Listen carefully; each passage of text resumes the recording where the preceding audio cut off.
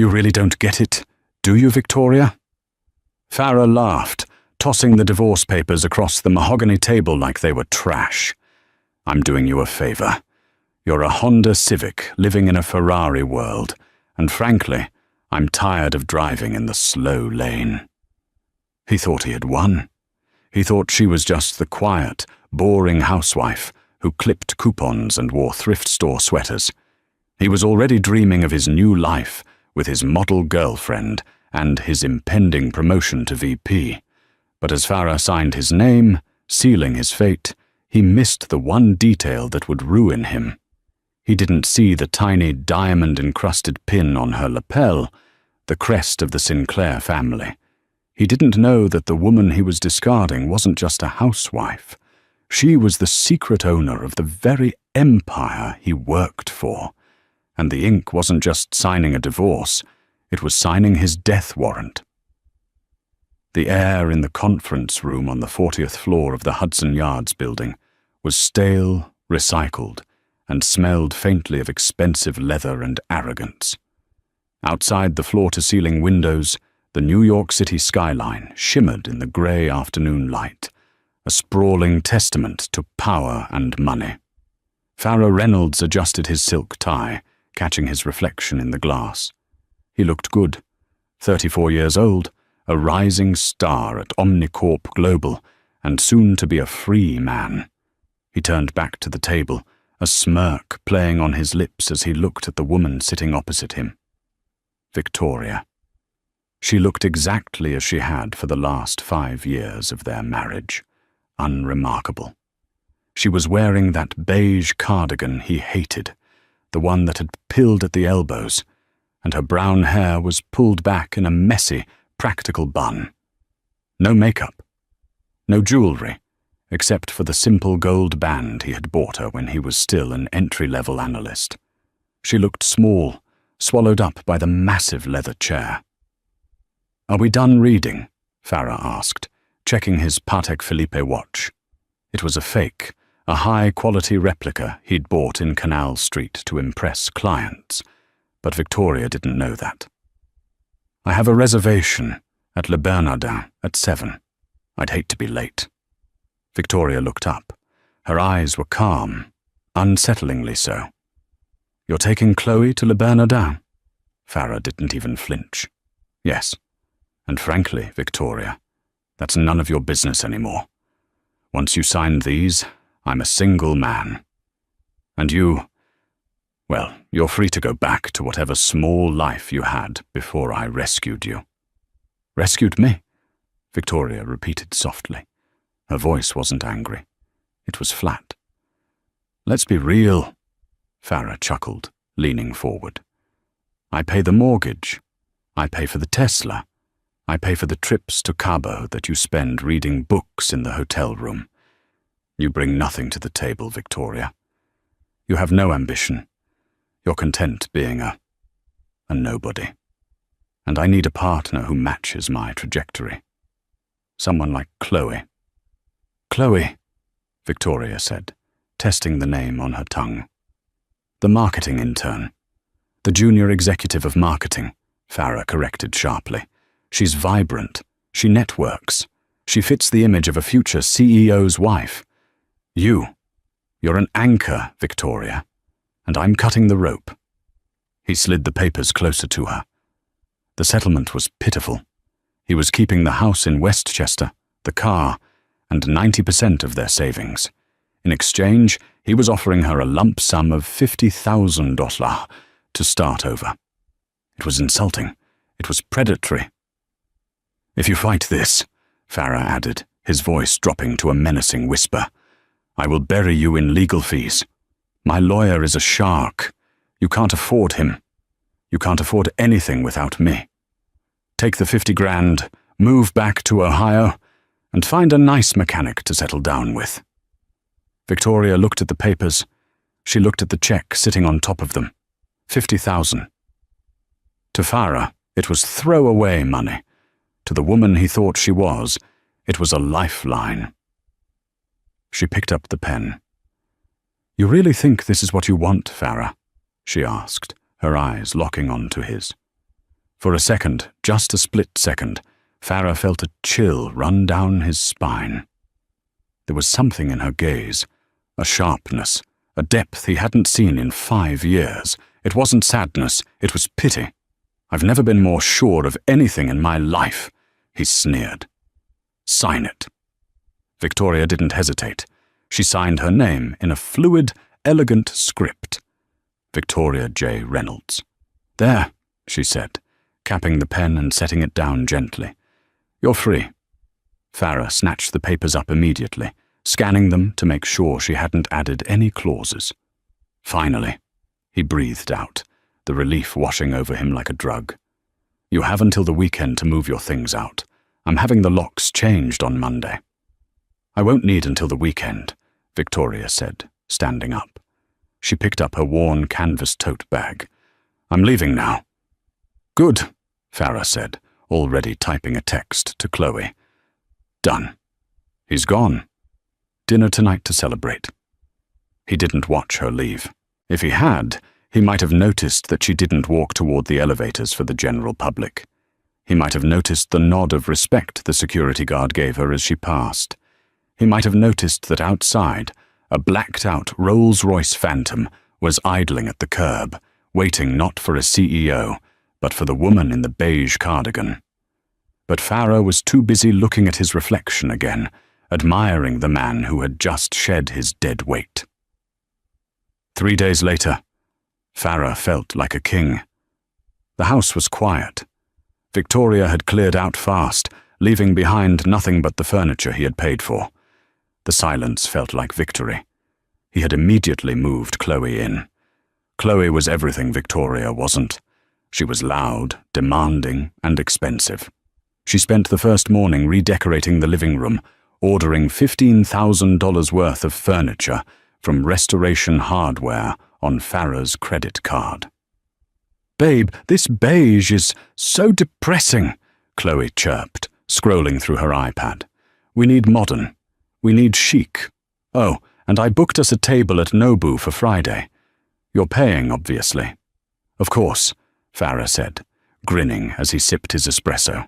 He checked his bank account. The divorce lawyer fees had hit hard, and the settlement check to Victoria had drained his liquid cash. But it didn't matter. The quarterly bonuses were coming up at Omnicorp. Omnicorp was a titan in the global logistics and tech sector. Rumors had been swirling for weeks about a massive restructuring. The old CEO, a crusty geriatric named Mr. Henderson, was stepping down. The board was bringing in a representative from the majority shareholder family, the mysterious Sinclair Trust, to oversee the transition. Farah was confident. He was the top performer in the Northeast Division. He had just closed the deal with Amazon Logistics. The VP spot was his, and with the VP spot came a salary that would make Chloe's spending habits a non-issue.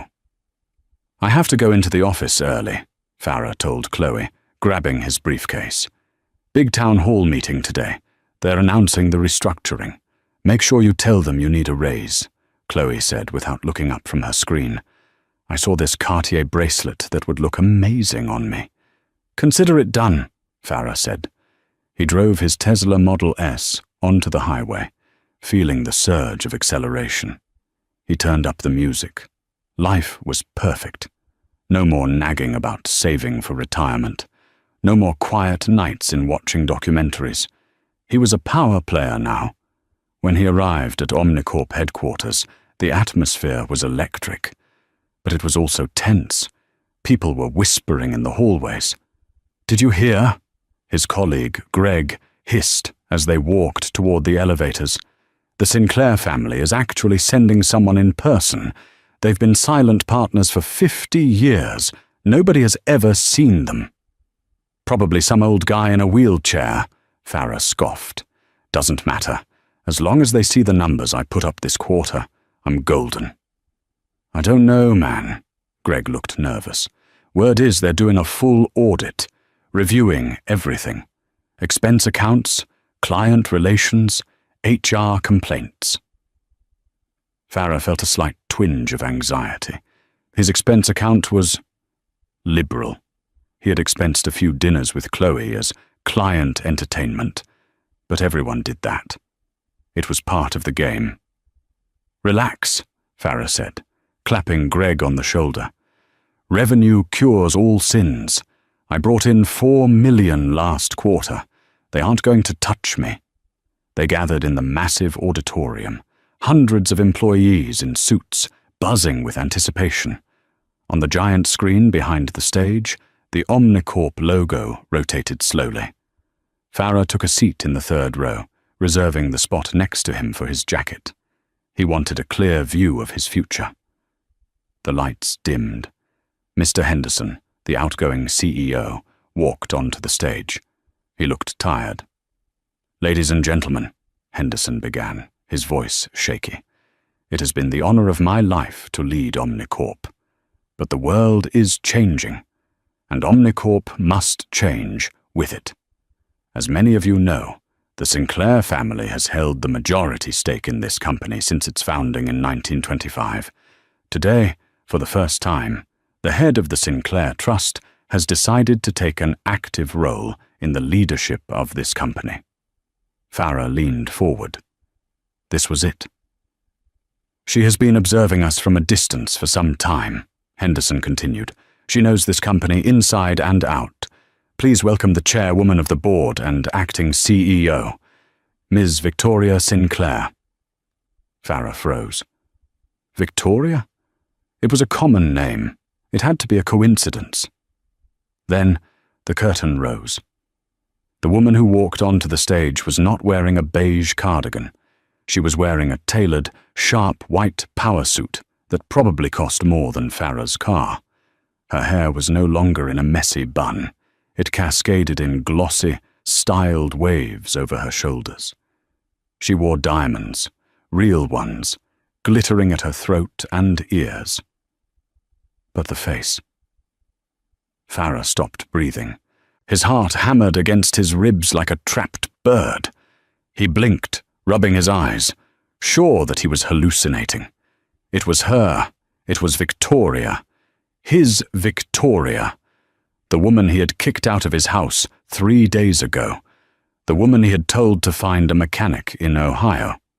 She walked to the podium with a grace and confidence he had never seen before. She didn't look small. She looked 10 feet tall. She commanded the room instantly. The silence in the auditorium was absolute.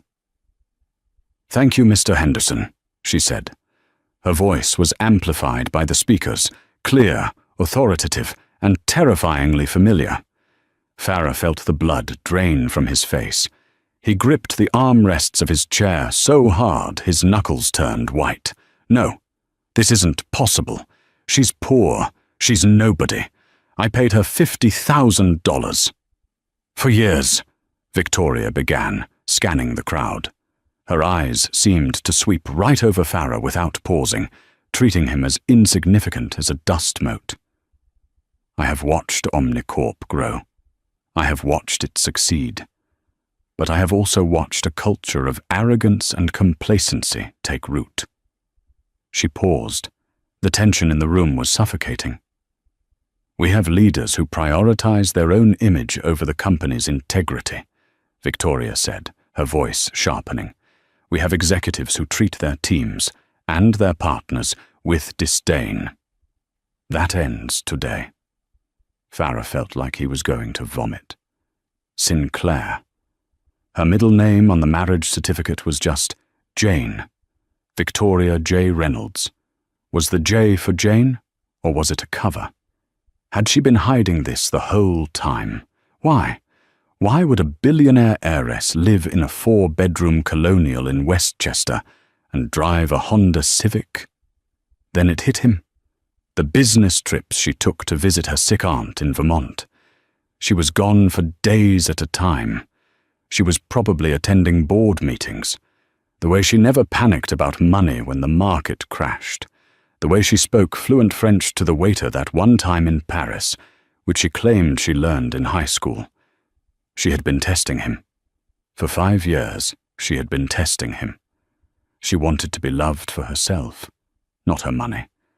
And he had failed. He hadn't just failed. He had failed spectacularly, cruelly, and publicly. "I am initiating a complete audit of the executive branch," Victoria announced. "We will be trimming the fat. If you are here to build, you have a future. If you are here to take, your time is up." The applause was thunderous, fueled by fear and sycophancy. Farah couldn't clap. His hands were frozen. As the meeting ended and people began to file out, buzzing with shock, Farah remained seated. He couldn't move his legs. "Hey, Farah," Greg nudged him. "You okay? You look like you've seen a ghost. That's the new boss. She's intense." "I know her," Farah whispered, his voice cracking. "What?" Greg laughed. "Yeah, right. The Sinclair heiress. In your dreams, buddy." "No." Farah stood up, his legs shaking. "I need to talk to her." "You can't just walk up to her," Greg warned. "Look at the security." Farah looked. Flanking the stage were 4 massive bodyguards. They looked like they ate concrete for breakfast. But Farah was desperate. He had to fix this. He had to tell her it was all a misunderstanding. He had to get her back. Not just for the money, though the realization of her wealth was making his head spin, but for his survival. If she was the CEO, he was dead. He pushed through the crowd, ignoring Greg's calls. He made his way toward the stage exit. "Victoria!" he shouted. The crowd quieted slightly. A few heads turned. "Victoria!" he yelled louder, desperation creeping into his tone. Victoria was just about to step off the stage stairs. She stopped. She turned slowly. Her eyes found him in the crowd. There was no warmth, no recognition of a shared life, no love. She looked at him, the way a CEO looks at a disgruntled former employee. She raised a hand, and one of the security guards stepped forward, blocking Farah's path. "Sir," the guard rumbled, his hand on Farah's chest. "Step back." "That's my wife," Farah shouted, causing a ripple of gasps to tear through the room. "Tell him, Victoria. Tell him I'm your husband." Victoria tilted her head slightly. She leaned into the microphone one last time. "My ex-husband," she corrected, her voice echoing through the hall. "And Mr. Reynolds, you're trespassing. Security. Please escort him out." "What?" Farah gasped. "I work here. I'm the senior director of logistics." Victoria smiled. It was a cold, terrifying smile. "Not anymore," she said. "I accepted your resignation this morning." "I didn't resign. You signed the divorce settlement," Victoria said simply. Clause 14, subsection B. The spouse agrees to sever all ties, personal and professional, with any entity owned or operated by the Sinclair Trust. "You really should have read the fine print, Farah." The room went silent. Hundreds of eyes stared at Farah. The humiliation burned his skin like acid. "Escort him out," Victoria repeated. As the guards grabbed Farah's arms, dragging him backward out of the auditorium while he kicked and screamed, Victoria turned her back on him and walked away, her heels clicking rhythmically on the stage floor. Farah was thrown out the front doors of the Omnicorp building, landing on the cold concrete of the sidewalk. His access badge was ripped from his neck. He sat there, stunned, as the bustle of New York City moved around him. His phone buzzed. It was a text from Chloe. "Hey babe, I found this amazing villa in Tuscany for our honeymoon. It's only $20K a week. Book it?" Farah stared at the phone. Then he threw it into the gutter. Farah sat in his car in the parking garage of the Omnicorp building for an hour. He couldn't leave. Leaving meant accepting that it had really happened. He stared at the steering wheel of his Tesla. The leather felt cold under his sweating palms. Senior Director of Logistics. That title had been his identity. It was who he was. Without it, he was just a guy with a mortgage he couldn't afford and a girlfriend who expected a lifestyle he could no longer sustain. "Think, Farah. Think," he muttered, hitting the steering wheel. He grabbed his phone, screen cracked from where he'd thrown it, but still functional, and dialed his lawyer, Stan. Stan was expensive. Stan was supposed to be the best. "Stan, you have to fix this," Farah hissed the moment the line connected. "She tricked me. Victoria tricked me." "Farah." Stan's voice was clipped, impatient. "I'm in a meeting. What are you talking about?" "The divorce papers. There was a clause. Clause 14B. She fired me, Stan. She owns the company. Victoria is Victoria Sinclair." There was a long silence on the other end. Then, the sound of papers shuffling. "Sinclair?" Stan asked, his tone shifting from annoyance to shock. "As in the Sinclair Trust, the majority shareholders?" "Yes. She hid her assets. Isn't that illegal? Fraud? We can sue her for half, right? If she's a billionaire, I'm entitled to half." "Farah," Stan said slowly. "Did you read the disclosure forms I sent you last week?" I skimmed them. You said it was a standard, no-fault divorce." "It was," Stan said, "but in the financial disclosures, she listed interest in Sinclair Trust. It was right there on page 40. You told me, specifically, that you didn't care about her little trust fund from her grandma and just wanted the house." Farah felt the blood drain from his face. He remembered. He had been so focused on getting Chloe to Le Bernardin that night. He had laughed at the thick stack of papers. "Just get me out of this marriage, Stan. I don't care about her pennies." "You signed a waiver, Farah," Stan continued, his voice dropping to a professional, detached coldness. "You waived your right to any future claims on her assets in exchange for the house and the car. And regarding Clause 14B, non-compete and conflict of interest clauses are standard in high-level executive divorces involving company ownership. If you signed it, it's ironclad." "But I didn't know she was the owner." "Ignorance of the contract you signed is not a legal defense," Stan said. "And frankly, Farah, if she's Victoria Sinclair, she has a legal team that costs more per hour than you make in a year. My advice? Don't poke the bear. You got the house. Be happy you got that." Click! Farah screamed, a guttural sound of pure rage, and slammed his fist into the dashboard. He drove home in a daze. When he pulled into the driveway of the Westchester Colonial, he saw a delivery truck pulling away. Boxes, dozens of boxes, stacked on the porch. He walked inside. The house smelled of expensive perfume and fresh flowers. Chloe was in the living room, directing 2 delivery men who were unboxing a massive cream-colored sectional sofa. "Babe, you're home early," Chloe squealed, running over to kiss him. She didn't notice his pale face or the sweat on his brow. "Look, the restoration hardware order came, and I ordered those silk drapes for the master bedroom. Oh, and I booked a private chef for Saturday night to celebrate your promotion." Farah looked at her. She was beautiful, yes, but suddenly her beauty looked expensive.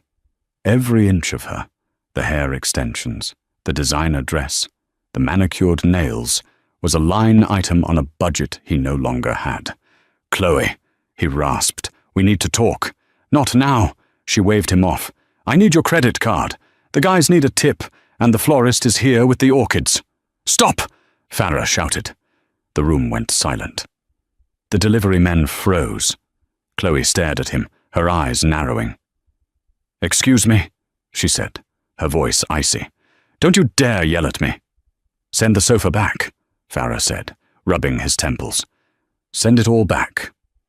"Are you insane? It's custom fabric." "I don't care," Farah snapped. I didn't get the promotion." Chloe's face fell. "What? But you said it was a done deal." "It's complicated," Farah lied. He couldn't tell her he was fired. Not yet. If she knew he was unemployed, she'd be gone before sunset. Politics. The new management wanted to bring in their own people. I decided to step back. I'm going to do some consulting. Be my own boss." Chloe looked him up and down, processing this. "Consulting? Does that pay better than VP?" "Eventually," Farah said quickly. "But for now, we have to be tight. No private chefs, no custom furniture." Chloe crossed her arms. The warmth evaporated from her eyes, replaced by a calculating look Farah had never seen directed at him before. "So," she said slowly, "you kicked out your wife, dragged me into this suburban nightmare house, and now you're telling me we're on a budget? It's temporary, Chloe. I just need you to support me." "I didn't sign up for temporary," Chloe scoffed. She picked up her purse. "I'm going to stay at my sister's tonight. The smell of this new leather is giving me a headache." "Chloe, wait!" But she was already out the door. Farah stood alone in the living room, surrounded by unfinished furniture and the echoing silence of his own making. Then, his phone pinged, a notification from his banking app. Transaction declined. Neiman Marcus, 4,500. He checked the balance. Available balance $1,200. The severance? There was no severance because he technically resigned per the contract. The savings?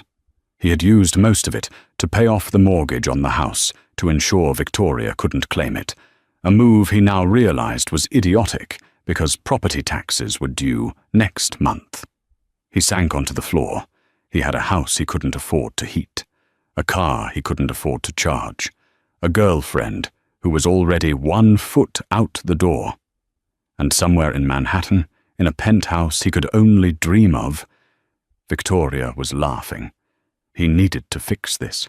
He needed money, and there was only one person who had enough of it to save him.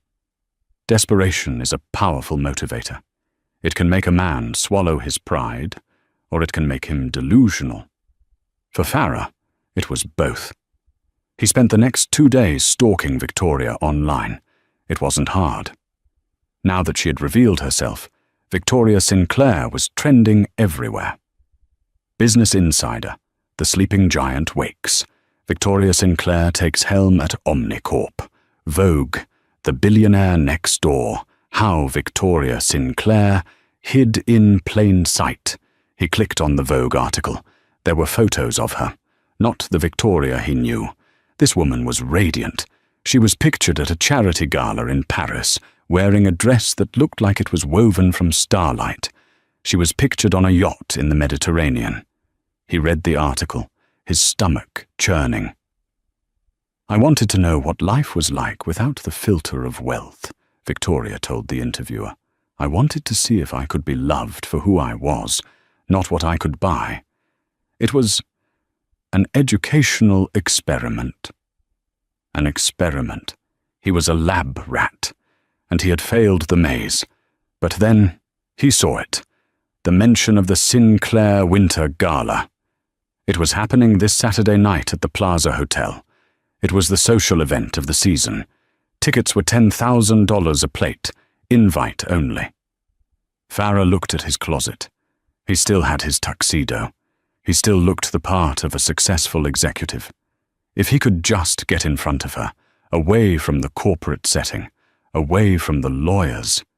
If he could just remind her of the good times.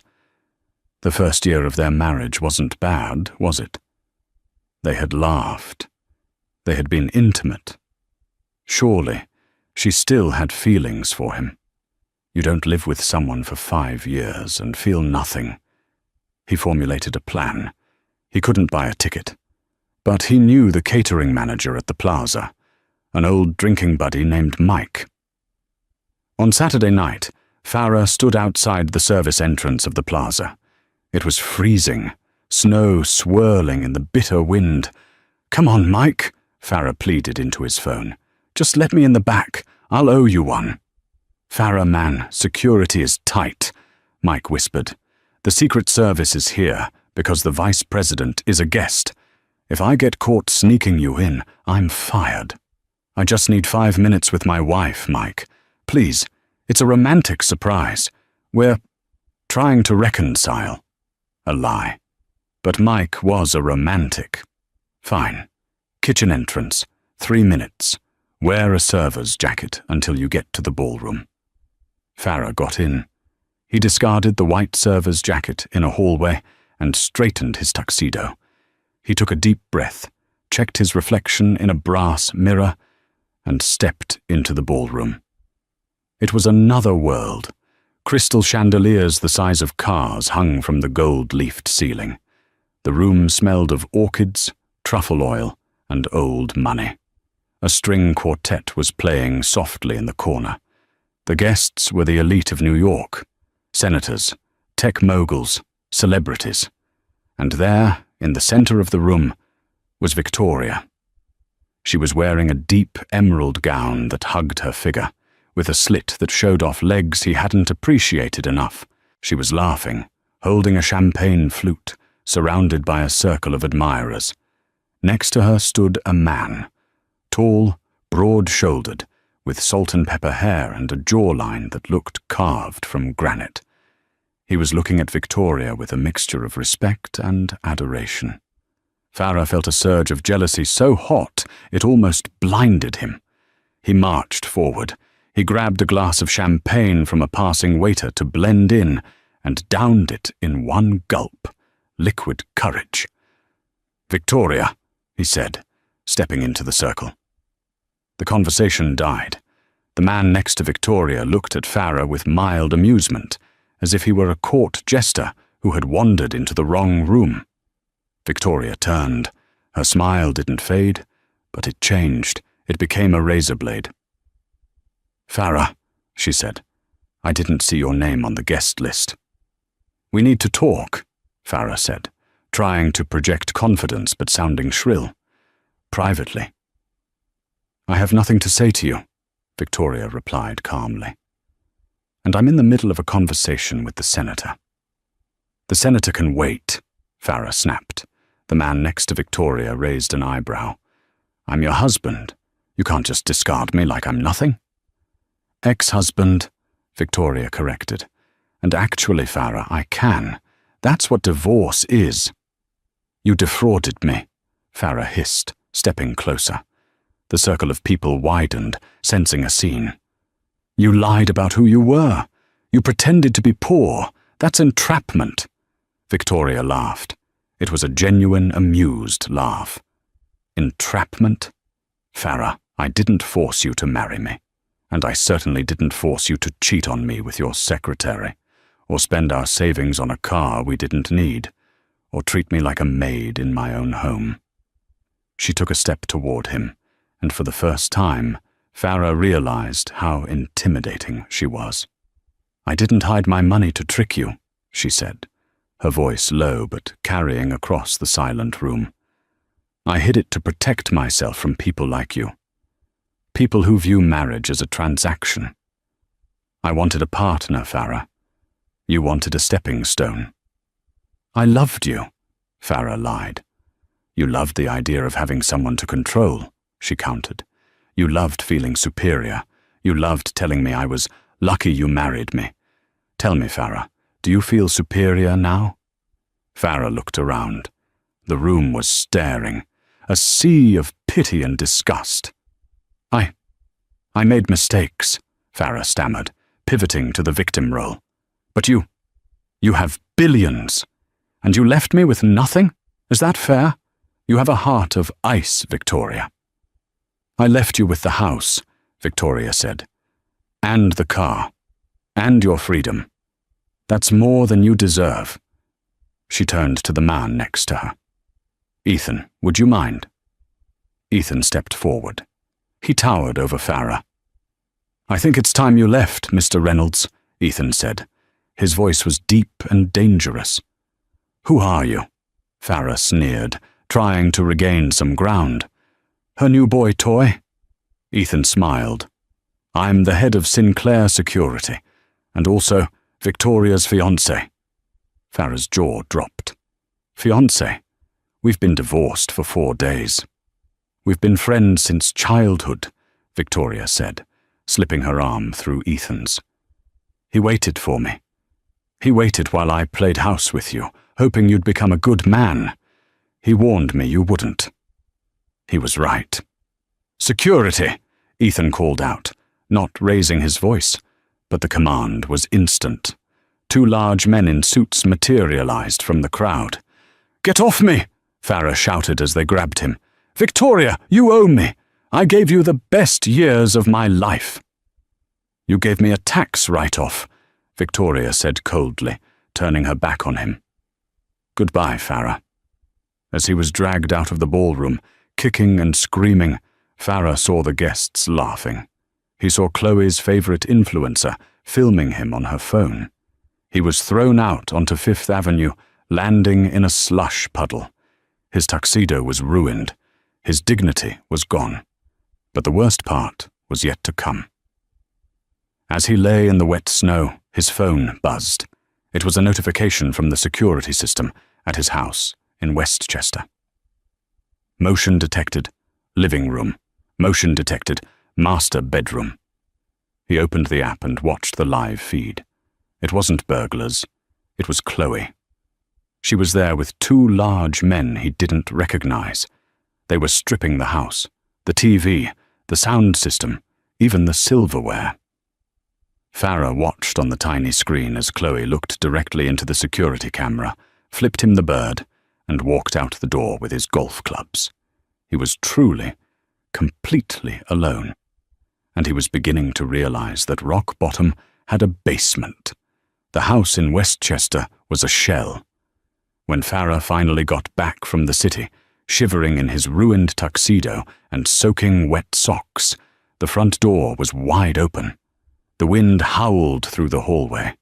Chloe hadn't just taken the furniture, she had taken the light bulbs. She had taken the batteries out of the smoke detectors. She had taken the curtains. The only thing left was a single folding chair in the kitchen and a pile of overdue bills on the counter. Farah sat on the floor, the cold seeping into his bones. He checked his bank account again. $800. That was it. His next mortgage payment was $4,200. The property taxes were 12,000 hussars. He was drowning. For the next 2 weeks, Farah tried to claw his way back. He updated his LinkedIn profile, removing the senior director title and replacing it with strategic logistics consultant. He applied to every competitor of Omnicorp: FedEx, UPS, DHL, even smaller regional carriers. The result was always the same: silence. Or worse, a polite rejection email that came within minutes, suggesting he had been flagged in some database. Finally, he got a bite. A mid-sized trucking company in New Jersey called him for an interview. Farah put on his one remaining suit, a cheap spare he found in the back of the closet, and drove the Tesla, which was screaming low battery warnings to the interview. The hiring manager, a gruff man named Frank, looked at Farah's resume and then at Farah. "You worked at Omni for 10 years, Frank said, chewing on a toothpick. "Says here you were a director." "Yes," Farah smiled, turning on the charm. "I led the Northeast expansion. I increased efficiency by 15%. "Uh-huh," Frank said. He spun a piece of paper across the desk. "So why did I get this memo from the Omnicorp legal department this morning?" Farah froze. He picked up the paper. It was a cease and desist notification regarding proprietary trade secrets, sent to every logistics company in the tri-state area. It listed Farah Reynolds as a high-risk individual, pending an internal investigation into financial irregularities. "They're blackballing me," Farah whispered. "Look, pal," Frank said, standing up. "I don't know who you pissed off, but the name Sinclair is on this letterhead. We do business with them. I can't touch you. Get out." Farah walked out to his car. He slammed his hands on the hood. "She can't do this," he screamed at the empty parking lot. "She can't starve me." He sat in the car, hyperventilating. He had no job, no prospects. And now he knew Victoria was actively hunting him. But then a thought occurred to him. A dark, twisting thought. If he couldn't beat her in the boardroom, he would destroy her in the court of public opinion. The world loved a billionaire hate story. The world loved to see the rich endure a scandal. He pulled out his phone and dialed a number he had saved years ago. Barry the Bulldog Higgins. Barry was a sleazy investigative journalist who ran a podcast called Corporate Crimes. He had millions of listeners who thrived on conspiracy theories and eating the rich. "Barry," Farah said, his voice trembling with manic energy. "It's Farah Reynolds. I have a story for you, a story about Victoria Sinclair, the real Victoria Sinclair." "I'm listening," Barry's raspy voice came through the speaker. "She's unstable," Farah lied, the story forming rapidly in his mind. "She hid her identity to entrap me. She mentally abused me for 5 years. And when I tried to leave her, she used her trillions to destroy my career and bankrupt me. It's a David and Goliath story, Barry, and I'm David." "Juicy," Barry chuckled. "Can you prove any of it?" "I can prove she hid her identity," Farah said. The rest is my testimony. I'll cry on camera if you want. I'll ruin her reputation. Omnicorp stock will tank." "Meet me at the studio in Brooklyn tomorrow at 9 a.m., Barry said. "We're going to make you a star, Farah." Farah hung up. A sinister smile spread across his face. "You want a war, Victoria?" he whispered. "I'll burn the whole kingdom down." The studio of Corporate Crimes was located in the basement of a repurposed textile factory in Bushwick. It smelled of damp concrete, stale energy drinks, and desperation. For Farah Reynolds, it was the perfect stage. He didn't want the polished gleam of a mainstream newsroom. He wanted the gritty, underground aesthetic of a whistleblower fighting the establishment. He sat in the green room, which was just a closet with a flickering fluorescent light, checking his appearance in a cracked mirror. He had deliberately skipped shaving for 2 days. He wore a slightly wrinkled button-down shirt, sleeves rolled up, top button undone. He looked tired. He looked beaten. He looked exactly like a man who had been crushed by the boot of a $1 trillion empire. "You ready, kid?" Barry the Bulldog. Higgins leaned against the doorframe. Barry was a heavy-set man with a face made for radio and a voice like a cement mixer. He thrived on controversy. He didn't care about truth, he cared about clicks, and Farah had promised him the biggest clickbait of the decade. "I'm ready," Farah said, standing up. He felt a surge of adrenaline that masked the terror gnawing at his gut. This was his last roll of the dice. If this didn't work, he was destitute. But if it did work, if he could turn the mob against Victoria, she would pay him $10 million just to make it stop. "Remember," Barry grunted as they walked toward the soundproof glass of the recording booth. "Don't hold back. If she has a skeleton in her closet, drag it out. If she kicked a puppy once, tell me she runs a puppy mill. The internet loves a victim, but they love hating a billionaire even more." Farah nodded, swallowing hard. "I'll give you everything." They sat across from each other at the metal desk.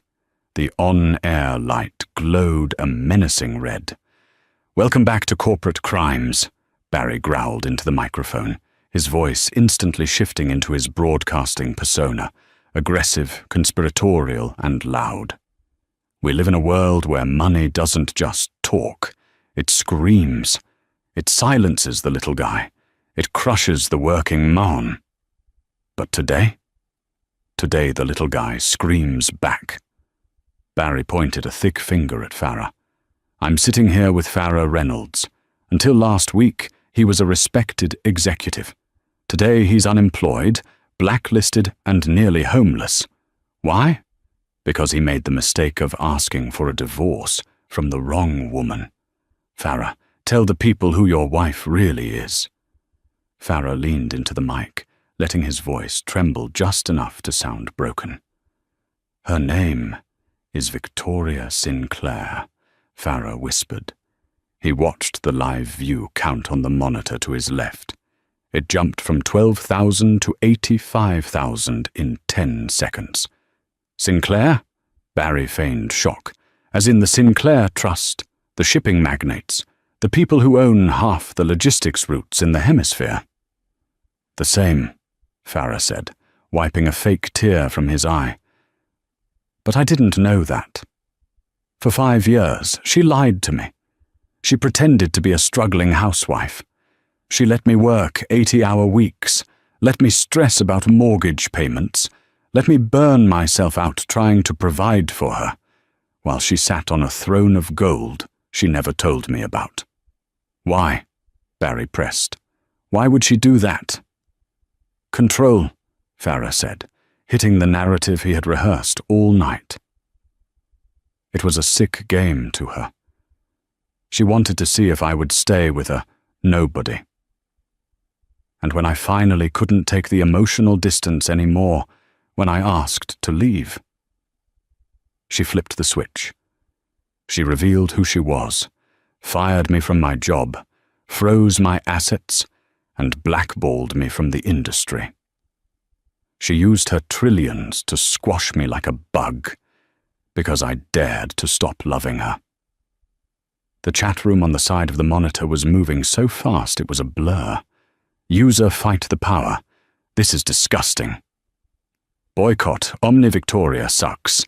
Imagine having that much money and still destroying your husband. Evil. Justice for Farah. We stand with you, man. She starved you out, Barry said, shaking his head in mock disgust. A classic billionaire power trip. I have $80 to my name, Farah lied. I'm sleeping in my car tonight. I don't know what to do. I'm up against a god, Barry. How do you fight a god? You don't, Barry said, looking into the camera lens. We do. The people do. The viewer count hit 2.5 million. It was viral. It was global. Farah felt a twisted sense of triumph. He was winning. He could practically see the settlement check being written. Victoria wouldn't want this PR nightmare. She would call him within the hour. Is there anything else? Barry asked, sensing the momentum. Anything the public needs to know about how she operates? Farah decided to go for the kill. She's not just cruel, Farah said, his voice dropping to a conspiratorial whisper. She's corrupt. You think Omnicorp makes that much profit legally? I was the director of logistics. I saw things. Doctored manifests, off-book accounts. She's running a dirty shop, and she fired me because I wouldn't play ball. It was a lie. A massive, slanderous lie. But once it was out there, the damage was done. Barry's eyes widened.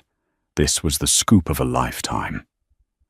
You're saying Victoria Sinclair is committing corporate fraud? I'm saying, boom. The heavy steel door of the studio didn't just open, it was rammed off its hinges. Farah jumped so hard his chair tipped over, sending him crashing to the floor. Barry dropped his coffee mug, shattering it. FBI! Nobody move! The shout was deafening. 6 agents in tactical gear poured into the small room, their weapons drawn and leveled at Farah. Behind them, 2 NYPD officers stood guard at the exit. Hands! Show me your hands! The lead agent screamed. Don't shoot! Farah shrieked, scrambling backward on the floor until his back hit the soundproofing foam. I'm a journalist. I'm a guest. This is a live broadcast. Farah Reynolds, you are under arrest, the agent barked, moving in with practiced efficiency. He hauled Farah up by his collar and slammed him face first against the desk. For what? Farah screamed, his face pressed against the cold metal, right next to the microphone which was still live. She sent you, didn't she? This is harassment. I'm exposing her crimes. You have the right to remain silent, the agent recited, snapping the cuffs on Farah's wrists so tight they pinched the skin. We advise you to use it. This is proof, Farah yelled at the camera, realizing the red light was still on. Look, She's silencing me. The world is watching. Suddenly, the monitor flickered. The corporate crimes logo, with its jagged red font, glitched and dissolved. The screen went black for a heartbeat. Then it illuminated with a crisp, high-definition feed. It wasn't the studio. It was a boardroom. Victoria sat at the head of a long glass table. She looked impeccable. Not a hair out of place, her expression serene and terrifyingly cold. Behind her stood Ethan, her head of security, looking like a sentinel. "Good morning," Victoria said. Her voice didn't boom. It cut through the chaos like a scalpel. It was broadcast over the studio speakers and out to the 2.5 million people watching the stream. Barry, who had been cowering in the corner, looked up at the monitor. The FBI agents paused, holding Farah in place. "I hate to interrupt such a creative storytelling session," Victoria said, her eyes locking onto the camera lens as if she were staring directly into Farah's soul. "Mr. Reynolds has a vivid imagination, but at Omnicorp, we prefer hard evidence." "You're framing me," Farah screamed, struggling against the agents. "Turn it off. Don't listen to her." "Gag him," the lead agent ordered quietly. One of the officers placed a hand firmly over Farah's mouth, muffling his screams into pathetic whimpers. "Mr. Reynolds claims I fired him for personal reasons," Victoria continued, tapping a tablet on the table. "He claims poverty. He claims innocence. Let's look at the facts." The split screen on the live stream changed. On the left was Victoria. On the right, a series of complex banking documents appeared. "This is an internal audit of the Northeast Logistics Division," Victoria narrated. "Over the last 3 years, Mr. Reynolds approved over 200 invoices for a company called Apex Consulting Solutions. He signed off on fuel surcharges, expedited shipping fees, and consulting retainers totaling $2.4 million. The documents zoomed in. The signatures were Farah's. "Apex Consulting Solutions provided no services," Victoria said, "because Apex Consulting Solutions doesn't have any trucks or consultants. It has one employee." The document on screen shifted to a corporate registration form filed in the Cayman Islands. "The sole proprietor of Apex is Ms. Chloe Madison," Victoria revealed, "Mr. Reynolds' mistress." A collective gasp seemed to echo through the internet. The chat room, which had been hailing Farah as a hero moments ago, froze. Then the emails appeared. Victoria displayed screenshots of emails sent from Farah's work account to his private Gmail, and then to Chloe. Date, October 14th. From dreynoldsomnicorp.com. Subject, easy money. Body, I just approved the winter surcharge. That's another $50K for us. Nobody checks the line items, babe. Buying you that bracelet tomorrow. I'm a genius. I'm a genius. Victoria repeated the words from the email, her voice dripping with dry amusement. You are stealing from the company you claim to build, Farah. You weren't a victim of my wealth. You were a parasite on it. The chat room exploded again, but the tide had turned violently. User 123, holy sat. He stole 2.4 million? Scam alert. He's not a victim, he's a crook. Bye-bye. Farah, lock him up. Team Victoria. She brought the receipts, literally. The FBI has been building this case for months, Victoria said, leaning back in her chair. I didn't fire you because you wanted a divorce, Farah. I fired you because you are a thief. The divorce was just convenient timing. She paused, allowing the weight of the revelation to sink in. Farah stopped struggling. His body went limp in the agent's grip. He stared at the screen, seeing his own email, his own arrogance, broadcast to millions of people. He had signed his own death warrant with every keystroke. Oh, and Farah, Victoria added, her voice softening into something almost pitying. You mentioned insider trading and corruption earlier in this broadcast. That's an additional charge of libel. My lawyers will be adding it to the pile. She signaled to someone off camera. Take him away, Victoria commanded. The feed cut to black, replaced by the Omnicorp logo and the slogan, "Integrity above all." In the studio, the silence was absolute, broken only by the sound of handcuffs clicking. "You played me," Barry whispered, staring at Farah with pure venom. "You used my show to lie to the feds." I didn't," Farah stammered, his voice barely audible. "Get him out of here," the lead agent said, hauling Farah toward the door.